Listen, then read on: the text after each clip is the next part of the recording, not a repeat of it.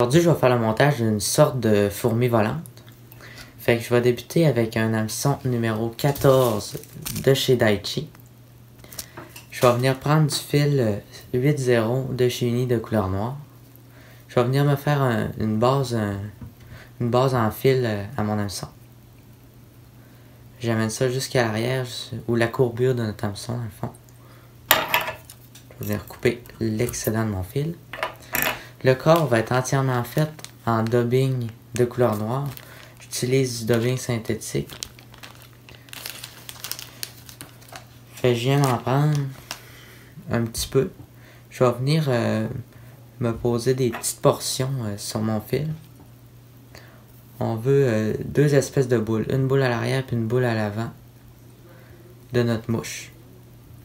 Pour faire les espèces de boules sur les fourmis qui ont sur leur corps.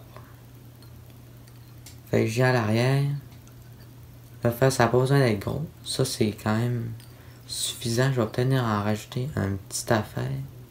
Faut s'assurer qu'il soit quand même assez serré, pas trop éparpillé. Je vais venir en mettre une petite pincée de rien du tout. J'en profite pendant que je fais ça pour vous dire si vous voulez vous abonner à ma chaîne, ça va me faire grand plaisir. Puis je peux répondre à toutes vos questions si vous en avez. Rendu au milieu, je vais venir me poser un hackle de couleur grizzly. Je vais le poser par la base. J'aime bien dénuder le rachis à la base. Ça va me permettre de faire un point d'ancrage plus petit et plus facile à attacher. Je viens l'attacher solidement à cet endroit-là. J'avance juste un petit peu. Je vais venir faire 2-3 tours, pas plus. Et voilà, comme ça, des tours collés les uns sur les autres. Je vais l'attacher solidement. Oh, je fais attention à ne pas attraper de fibres avec mon fil. Et voilà, il est bien attaché. Je viens tout simplement couper le reste de ma plume. Je vais rabattre toutes mes fils vers l'arrière. Je vais venir faire une petite boule de fil de montage à l'avant pour que toutes mes fils soient bien vers l'arrière.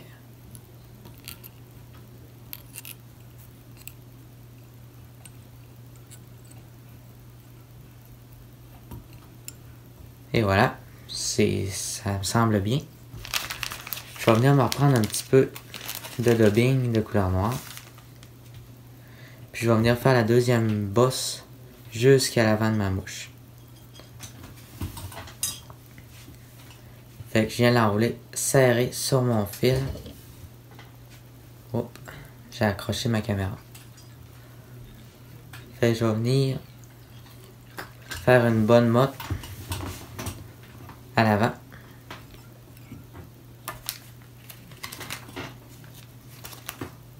Je vais m'en rajouter encore un petit peu.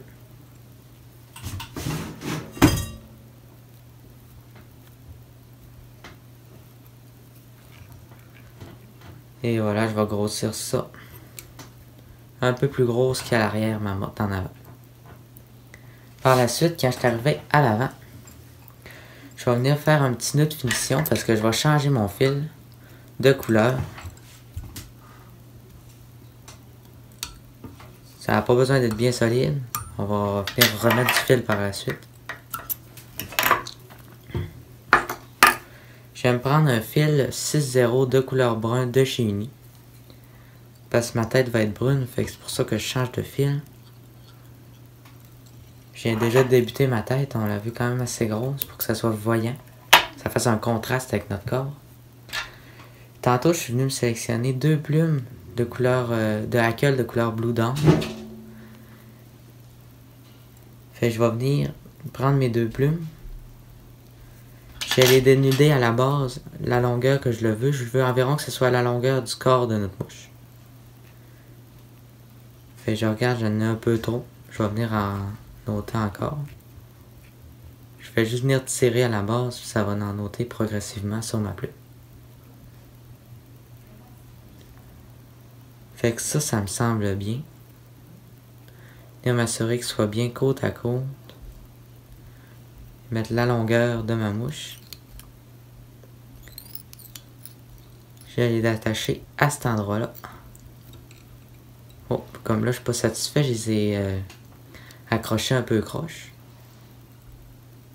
Je vais juste venir me reprendre, c'est pas bien grave. Je vais vérifier ma longueur.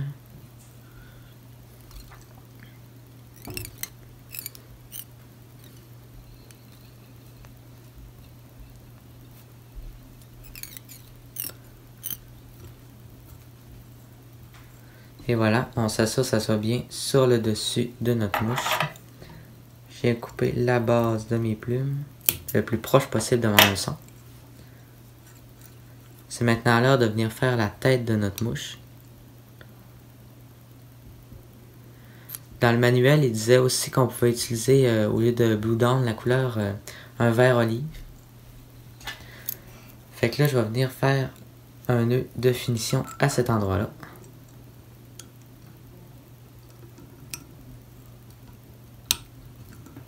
Et voilà.